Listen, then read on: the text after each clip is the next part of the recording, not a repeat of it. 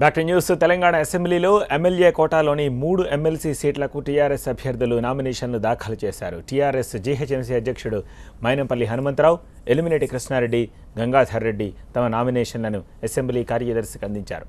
ఈ కార్యక్రమంలో హోంమంత్రి నాయిని నరసింహారెడ్డి, మంత్రులు కేటీ రామారావు, పద్మారావు, మహేందర్ రెడ్డి కూడా పాల్గొన్నారు. నామినేషన్లు వేయడానికి ముందు మంత్రులు, అభ్యర్థులు గన్ పార్క్ వద్ద ఉన్న అమరవీరుల స్తూపం వద్ద నివాళులర్పించారు. మండలిలో టీఆర్ఎస్కు అత్యధిక మెజారిటీ ఉందని హోంమంత్రి నాయిని ఈ సందర్భంగా చెప్పారు. మైనంపల్లి నాయకత్వంలో హైదరాబాద్లో టీఆర్ఎస్ను బలోపేతం చేద్దామన్నారు నాయిని నరసింహారెడ్డి. హనుమంతన్నకు నేను చెప్పేది ఏమిటంటే, అయ్యా నువ్వు హనుమంతున్నటువంటి పెద్ద మనిషివి, నీ దగ్గర పెద్ద బలం ఉంది, నీ వానర సైన్యం ఉంది, నీ ఎమ్మడి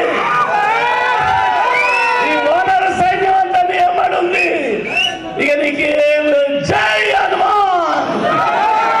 కాబట్టి మనమందరం కూడా ఆయన ఎమ్మడి ఉందాం, ఆయన నాయకత్వాన్ని పనిచేద్దాం. మనం ఆయన మీదగా నడిచినా కానీ ఏం పర్వాలేదు, గట్టిగా ఉన్నాడు,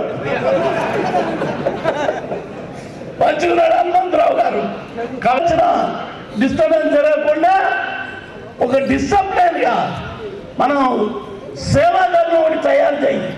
హైదరాబాద్లో మంచి సేవాదారుల కార్యకర్తలను తయారు చేసి వారందరి ద్వారా మన సమావేశాలన్నీ ప్రశాంతంగా పీస్ఫుల్గా అయ్యేటట్టు చూడాలా.